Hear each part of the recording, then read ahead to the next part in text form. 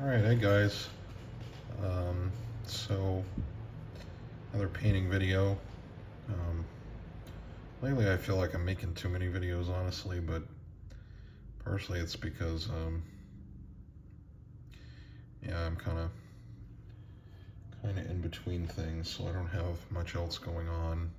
But anyway, uh, these are the Manchu Chinese.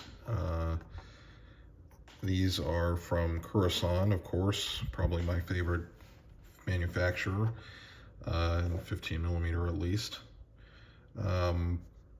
These are their Manchu infantry.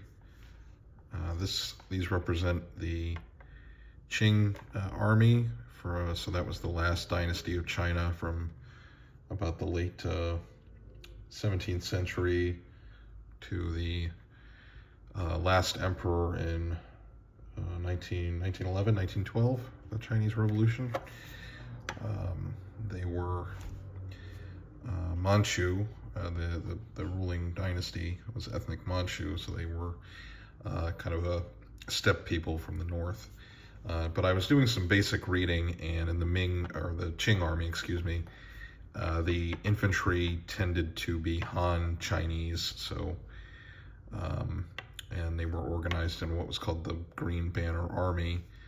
These miniatures are these Tigerman soldiers. They did come with shields. I was going to wait to put them on last. I don't know if I want to add the shields, to be honest. I kind of like the way they look now, because I do think their clothes are neat.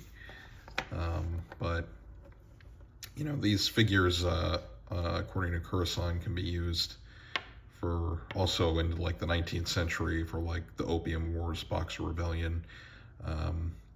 You know, I always want to do something weird, so I think I'll hang on to these if I ever want to do an army for some of the Qing conflicts with Russia or something like that, maybe.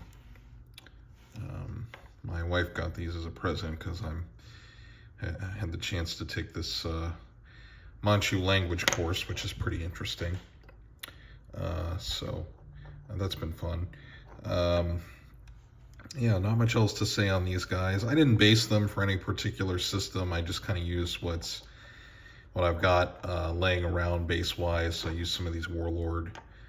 These are like cavalry, individual cavalry bases, but I thought, you know, probably be fine because I think they're just supposed to be like a melee kind of shock melee attack unit.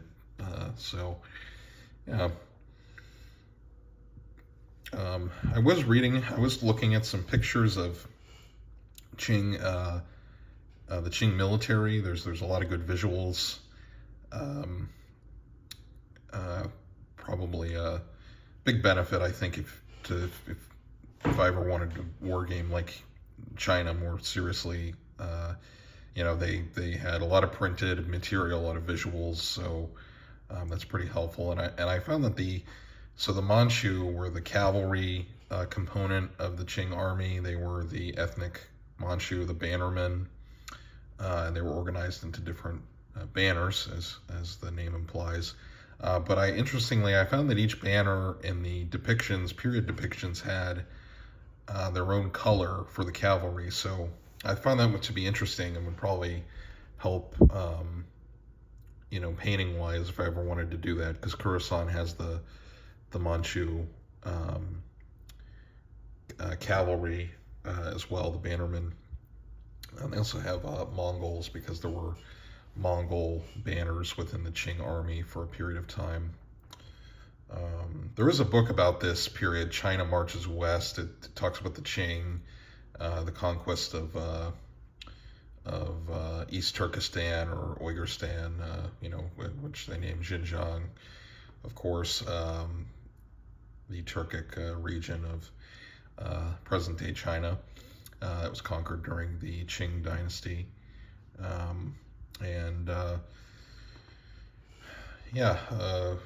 That book is by historian Peter. It's either Purdue. It's either David or Peter. I can't remember. I don't own the book, unfortunately. I should get it at some point. But that's an interesting book. And And yeah, interesting period, kind of the 17th, 18th century. Um, so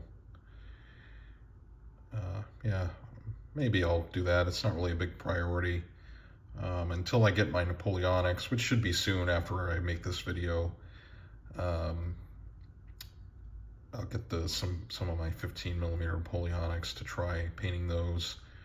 But in the meantime, I don't really have a lot to paint. I do have Prince Sciatuski from the novel and later film by Fire and Sword, but I don't know where his horse ended up, and I would like to probably repaint him or touch him up from when I did this originally. Yeah, I'll have to find his horse if it's around, or get another one maybe. Just order some metal horses from Kherson or something that'll probably fit, because he's a pretty big guy, even by the standards of the Fire and Sword range. So it would be nice if I could find his horse, because then I could have him as another Polish command figure for Baroque, or whatever, you know, scenario I want to do. So I hope I can find his horse. It's probably in the stuff stored away. Okay. All right. And in the meantime, I may start painting those 28mm Marlborians that I bought a while ago again, just to have something to paint. Wouldn't be bad to paint those guys. So, and now that I'm a little more experienced in historical wargaming, I can probably build and paint them up in maybe a different unit, instead of trying to make the whole starter army box set. I got one big, you know, kind of unit or something. Okay, all right, this one's kind of long for a little painting video, but thanks for watching, guys, and thanks for hanging out on the streams, and talk to you all in the next one.